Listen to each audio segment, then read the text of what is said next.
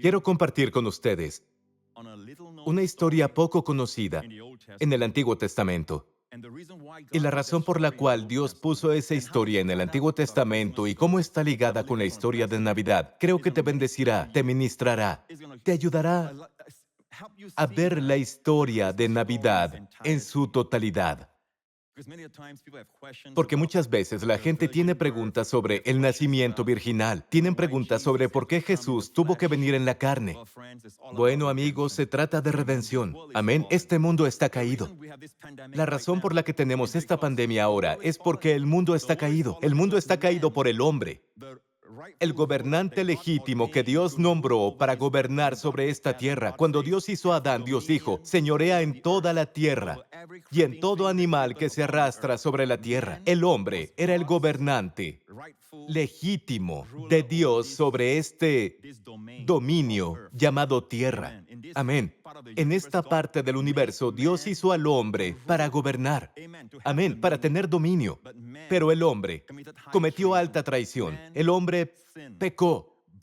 Dobló sus rodillas ante un espíritu forajido, Satanás, y como resultado, cuando el hombre pecó contra Dios, entró la muerte. Nunca fue parte del plan de Dios que el hombre muriera. Cuando el hombre cayó, Dios le habló a la serpiente, que estaba poseída por Satanás. Dios habló a Satanás, en otras palabras, la primera profecía de la Biblia en Génesis 3:15. Esto es lo que Dios dijo: y pondré enemistad entre ti y la mujer. Noten que no es tú y el hombre, aunque fue el hombre el que cayó.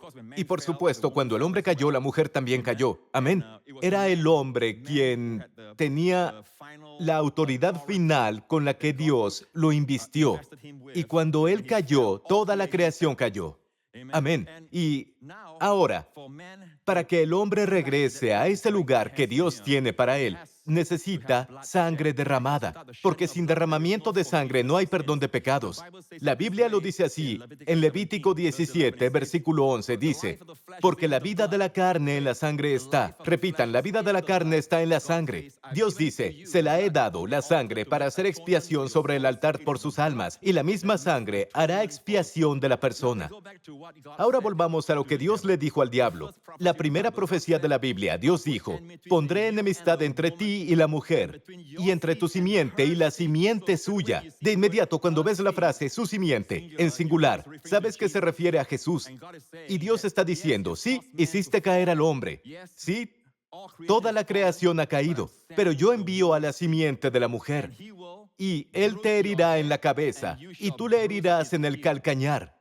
Amén. La palabra herir allí en hebreo es la palabra aplastar. Él aplastará tu cabeza y le aplastarás el calcañar. Eso pasó en la cruz. Jesús fue herido, por supuesto, en la cruz, pero él aplastó la cabeza de Satanás en la cruz. Aleluya. Y noten allí, no es la simiente del hombre, es pondré enemistad entre tu simiente, la simiente del diablo, y la simiente de la mujer. Ahora, la mujer no tiene simiente. Esta es una profecía del nacimiento virginal, amén, que Cristo vendría a través de una virgen, amén. Y muchos años después de eso, 700 años antes de que Cristo naciera, el profeta Isaías dijo esto, por tanto, el Señor mismo les dará señal, he aquí que la virgen concebirá y dará a luz un hijo, y llamará su nombre Emmanuel. La virgen concebirá y dará a luz un hijo. Es una señal. Ahora, ¿por qué la necesidad del nacimiento virginal? Hoy tenemos ciencia para respaldar esto. Porque sabemos que, como virgen que lleva un hijo, sabes que no hubo hombre, no hay coito. En otras palabras, se necesita un padre y una madre para proporcionar algo llamado genes ABO, donde cada uno aportará uno de dos de sus genes para el bebé. Se lo donan al bebé, ¿cierto? Se necesita un padre y una madre, ¿cierto? Pero una virgen significa que no hay padre aquí. Entonces Jesús fue formado en el vientre y su Padre, el Padre Celestial, amén, lo envió. Amén. No lo creó, lo envió al vientre de la Virgen. Se quitó toda su gloria. ¿Qué rey renunciaría, cierto? Como dice la canción, y se haría hombre? Eso es realmente una humillación. Eso es una condescendencia. Amén. Para que Él se haga hombre, sujeto al tiempo y al espacio, igual que el resto de nosotros.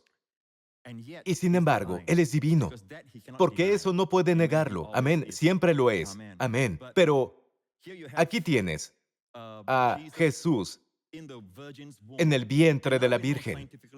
Y ahora sabemos científicamente que la placenta no da sangre al bebé. En un momento creíamos que el bebé recibía la sangre de la madre, pero no olviden que María tiene el pecado en la sangre. Todos los hombres tienen pecado. La Biblia dice, todos pecaron y están destituidos de la gloria de Dios. Entonces, ¿dónde encuentras el pecado? ¿Cómo se transfiere al niño? A través de sangre. Amén. Entonces, el padre y la madre contribuyen a la sangre del niño, ¿no? Y si María, aunque es virgen, no conoce varón, pero los hombres pensaban en tiempos pasados que le pasaba su sangre pecaminosa a Jesús. Pero eso no es cierto, porque ahora sabemos que la placenta solo trae comida, alimento, amén, oxígeno al bebé, al niño. Y el excremento del bebé y todos los desechos se transfieren fuera del bebé. Amén. Por supuesto, hay algunas otras cosas como el intercambio de gases y todo eso, pero no la sangre. El bebé, a través de la placenta, está protegido de la sangre de la madre. Amén. Para que el bebé no sufriera ninguna infección. Dios ordenó que así fuera. Pero yo creo que Dios lo planeó así para que su hijo naciera sin pecado en su sangre. Tiene sangre, pero es sangre sin pecado. Es sangre real. Es sangre santa. Es sangre divina. De hecho, ese término se usa en Hechos 20, donde el apóstol Pablo dice que tengan cuidado de la iglesia de Dios. Amén. Cuida la iglesia de Dios. Alimenta al rebaño de Dios. Amén. A quien Dios ganó por su propia sangre. Entonces es sangre divina. No hay pecado en esa sangre. Y no olviden que esa sangre, cuando se derrama, nos limpia de todos nuestros pecados y revierte la maldición. Amén. Que ha caído sobre esta tierra a causa del pecado del hombre. Si podemos revertir el pecado, podemos revertir la caída. Aleluya. Amén. Gracias, Señor Jesús. Y en lo que a nosotros respecta, todo el que acepta a Jesucristo recibe esa vida más abundante que Jesús prometió. Amén, amén. Alabado sea el Señor. Gracias, Jesús. Ahora vamos a esa historia que pocas veces se comparte. Ni siquiera muchos creyentes saben sobre esta historia, pero se encuentra en Números 27, donde durante el viaje por el desierto, esto sucedió durante el tiempo de Moisés cuando salieron de Egipto. Y la Biblia dice que había unas mujeres que eran las hijas de Zelofead.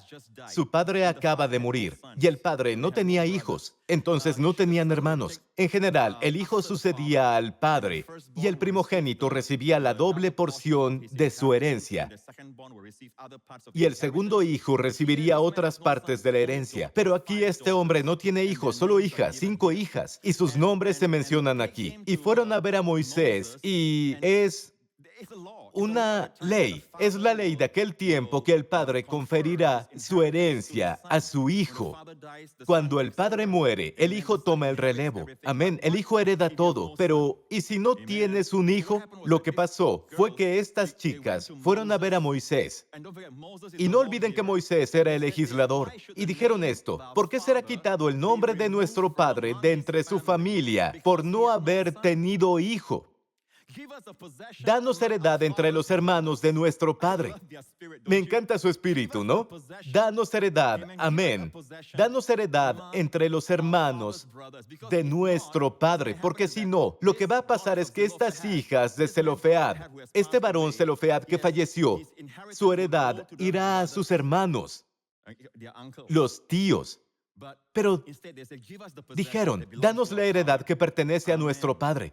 Amén. Así que pretenden cambiar la ley que existía en ese tiempo. Y Moisés, el legislador, se quedó desconcertado. ¿Cómo trato con esto? No olviden que Moisés es conocido como el legislador, ¿de acuerdo? Él está pensando, no hay ley que cubra esto, ¿cómo le hago? Entonces llevó el asunto al Señor. Y Moisés llevó su causa delante del Señor, y el Señor respondió a Moisés diciendo, bien dicen las hijas de Zelofead, me encanta. Me encanta lo que el Señor dijo acerca de ellas. Las hijas de Zelofead dicen bien. Es decir, sus palabras, danos la herencia, danos la posesión, que la posesión caiga sobre nosotros. Esas palabras subieron al trono de Dios, hacia el corazón mismo del Dios de Israel. Y el Dios de Israel respondió, donde quiera que Dios encuentra fe, Él está complacido, porque la fe glorifica a Dios y Dios siempre honrará la fe.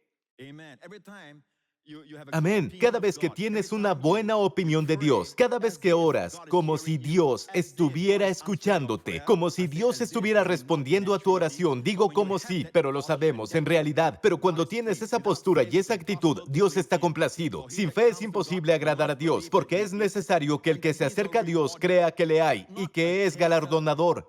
No que te quita, no alguien que castiga, no es un castigador. Amén. Incluso el ángel. Cuando los ángeles se aparecieron a los pastores en el campo anunciando el nacimiento de Jesús, dijeron, les anuncio que hoy les ha nacido en la ciudad de David un Salvador, no un juez, un Salvador, no un legislador, un Salvador. Aleluya. Y aquí dicen, danos la herencia, y Dios amó ese espíritu. Y el Señor respondió a Moisés diciendo, bien dicen las hijas de Zelofead, les darás la posesión de una heredad entre los hermanos de su padre, y traspasarás la heredad de su padre a ellas. Y a los hijos de Israel hablarás, diciendo, cuando alguno muriere sin hijos, traspasará su heredad a su hija. ¿Por qué es esto importante? ¿Por qué está este detalle en la Biblia? Solo son unos pocos versículos, pero ¿por qué es tan importante esta historia? Porque todo está ligado a nuestro Señor Jesucristo, el Mesías, el Rey de Israel. Amén. El Redentor, el Hijo de Dios. Todo está relacionado con Él. Si vas a la historia del Evangelio, les di la primera razón de la necesidad del nacimiento virginal. Bueno, la otra razón, si revisas la genealogía de nuestro Señor Jesucristo, encuentras que hay 4 evangelios, pero solo 2 de ellos, Mateo y Lucas, nos hablan de la genealogía de Jesucristo. Mateo rastrea su genealogía hasta Abraham. El primer versículo dice que Él es hijo de David, hijo de Abraham. ¿Por qué hijo de David? David vino después de Abraham, porque todo el evangelio de Mateo es para certificar, amén, para autentificar su monarquía, su derecho al trono. Y David fue el rey elegido por Dios. Amén. Así que él es hijo de David, hijo de Abraham. Amén. Mientras que la genealogía de Jesús en Lucas llega hasta el primer hombre, Adán. Y hay una razón para todo esto. En la genealogía de Lucas, tiene que ver con María. La línea pasa por María. Y en la genealogía de Mateo va hasta José. Ahora, ambos convergen en un rey, el rey David, ¿cierto? El rey David. Déjenme mostrarles este gráfico. El rey David tuvo muchos hijos. Su esposa Betsabé le dio al rey Salomón. Y luego, después de Salomón, nació Natán de la misma mujer, Betsabé. Y de Salomón, ¿quién sucedió al padre para convertirse en rey y marcó el comienzo de la era dorada de Israel durante su reinado? En su descendencia hacia abajo, hubo rey tras rey de Judá. ¿De acuerdo? Y un rey tras otro. No todos fueron buenos, no todos anduvieron delante de Dios. Por ejemplo, este hombre aquí, Jeconías, también conocido como Conías o Joaquín, ¿cierto? Lo llamaremos aquí Jeconías porque la Biblia también usa ese nombre. Jeconías era tan malo que Dios maldijo su linaje. Esto es lo que Dios dice por medio del profeta Jeremías. Así ha dicho el Señor, escriban lo que sucederá a este hombre privado de descendencia. Hombre a quien nada próspero sucederá en todos sus días, porque ninguno de sus descendientes logrará sentarse sobre el trono de David ni reinar sobre Judá. Bueno, veamos la tabla de nuevo y vemos del rey David a sus 2 hijos, Salomón y Natán. De Salomón vino el reinado, ¿verdad? Hasta llegar a Jeconías, donde sucedió la maldición. Ahora, de Jeconías en adelante ya no hubo más reyes que llegaran a gobernar en el trono del rey de Judá, hasta llegar a José. Es por eso que José no era un hombre rico, él era pobre en circunstancias humildes, aunque por derecho debería ser rey. Pero bajó desde Jeconías hasta José.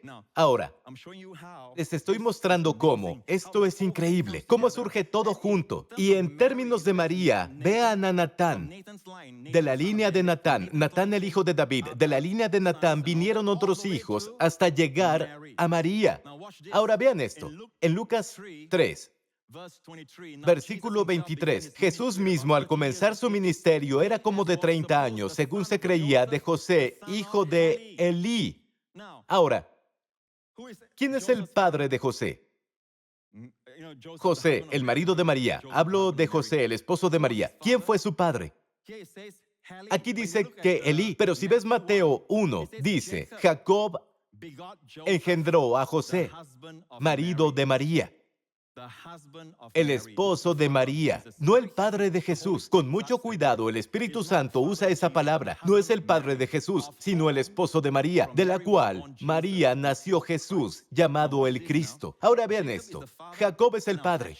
Ahora, en realidad, este Jacob no es Jacob el patriarca. Este es otro Jacob, el padre. Él es el padre de carne y sangre de José. Pero acabamos de leer en el relato de Lucas que Jesús, como se suponía que era el hijo de José, hijo de Elí. Ahora, ¿por qué es así? En realidad, Elí es el padre de María. Vean esto. Elí es el padre de María, pero a causa de las hijas de Zelofead, Dios cambió la ley. Amén. Porque tuvieron fe para creerle a Dios y pidieron la posesión. Ahora la herencia puede ir a una hija. ¡Aleluya! Dios tiene una manera. Cuando el diablo se regocijó, Dios probablemente estaba diciéndoles a los ángeles, ahora vean esto, amén, alabado sea el Señor. Y Dios le dio la vuelta a todo, alabado sea el Señor. Así que José era el hijo adoptivo de Elí. Amén. Es decir, por María. María también puede recibir la herencia, amén, por las hijas de Zelofead. Aleluya. Puedes ver cómo se juntan todos los detalles de la Biblia. Y gracias a eso, José era el hijo adoptivo de Elí. Elí fue realmente el padre de María. Amén. Así que la realeza continúa hasta el final. ¿Pueden ver eso? Aunque José estaba bajo la línea maldita de Jeconías, pero María tiene derecho al trono. En otras palabras, de ambos, Jesús tiene el derecho real, amén, y el derecho de sangre, el derecho legal, real, como en la realeza. Derecho real y derecho legal. ¡Aleluya! Gracias, Señor. Y por eso la importancia del nacimiento virginal. Es todo para conservar la sangre de Jesús, porque Dios lo envió a morir por nuestros pecados, amigos. Amén. Y la Biblia nos lo dice en Romanos 5, muy claramente. Dios muestra su amor para con nosotros en que siendo aún pecadores, Cristo murió por nosotros. Mientras nosotros éramos aún pecadores, Cristo murió por nosotros. Me encanta esto, pues mucho más estando ya justificados en su sangre. ¿Justificado? ¿Qué es justificado? Significa que eres hecho justo a los ojos de Dios. Justificado es un término usado en los tribunales. Quedas absuelto. Amén. Pero a los ojos de Dios es más que eso. Eres hecho justo a los ojos de Dios. ¿Y cómo somos hechos justos? Por la sangre de Jesús. Aleluya. Así que aquí dice muy claramente, Dios muestra su amor para con nosotros en que mientras éramos aún pecadores, Cristo murió por nosotros. Por eso siempre debemos estar viviendo en el reino. Nuestra herencia es el reino en el que somos conscientes del amor de Dios por nosotros. Y después de que seas salvo, consérvate. Y la palabra conservarse ahí es cuidar. Es la misma palabra usada por Jesús en su oración sacerdotal en Juan 17. Padre, guárdalos a los que creen en mí. En tu nombre, conserva, preserva, consérvate en el amor de Dios, consérvate en el amor de Dios. Mantente ahí. Recuerdo cuando estaba en Inglaterra, una de esas primeras veces, y recuerdo que el clima frío era helado. Recuerdo que yo estaba caminando detrás de un edificio y incluso el sol brillaba. Todavía era invierno, pero el sol brillaba. Hacía mucho frío porque yo estaba en el lado oscuro del edificio. Cuando salí de la sombra, el sol, estaba tomando el sol y sentí el calor. Y entonces el Señor me habló. Esto es lo que significa mantente en el amor de Dios. No te quedes en las sombras. Siempre sé consciente del amor de Dios. Amén. Sean conscientes de su amor. Aleluya. Amén. Vive en ese amor. No es tu amor por Dios, es el amor de Dios por ti. Amén. Juan se llama a sí mismo el discípulo a quien Jesús amaba, no el discípulo que ama a Jesús. 5 veces en el Evangelio de Juan se llama a sí mismo el discípulo a quien Jesús amaba. Y en esas 5 veces ves a Juan amando a Jesús. Amén. Pero Él se llama a sí mismo. Cuando nos demos cuenta de cuánto nos ama Dios, amaremos, lo amaremos y nos amaremos unos a otros. Por lo tanto, cumpliendo la ley, aleluya, amigo. Consérvate en el amor de Dios. Cuando venga el miedo, mantente en el amor de Dios, sabiendo que Dios te ama. Piensa de la cruz. Esa es la prueba del amor de Dios por ti. Y Dios ha resuelto todo, incluso durante esta temporada navideña, para que puedas conocer la historia de Navidad, que el diablo nunca tendrá la sartén por el mango. Dios finalmente gana. Y esta pandemia no tendrá la sartén por el mango. Dios lo sabía de antemano. Y Dios nos preparó para atravesarla. Hay un propósito y todas las cosas están trabajando unidas para el bien del Hijo de Dios. De hecho, estas cosas fueron profetizadas por Jesús. Amén. Pestilencias en muchos lugares es una señal de que Él va a venir de nuevo. Estas cosas no son de Dios, son a causa de la caída del hombre. Pero ahora que estamos redimidos, amigo, atrévete a pedirle a Dios, dame esta posesión. Amén. Creo que las hijas de Zelofead nunca se dieron cuenta de que sus palabras tendrían consecuencias a través de los pasillos de la eternidad. Amén. Que sus palabras agradarían tanto a Dios que nacería el Mesías. Amén. Y debido a este cambio de la ley, que Dios permitió que la posesión se fuera a través de las hijas, María pudo conferir a Jesús la herencia legal y real del trono. Aleluya. Alabado sea el nombre de Jesús.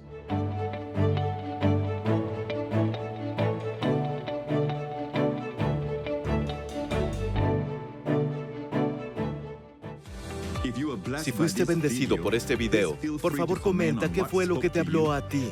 Danos un like y compártelo con un amigo que necesite aliento.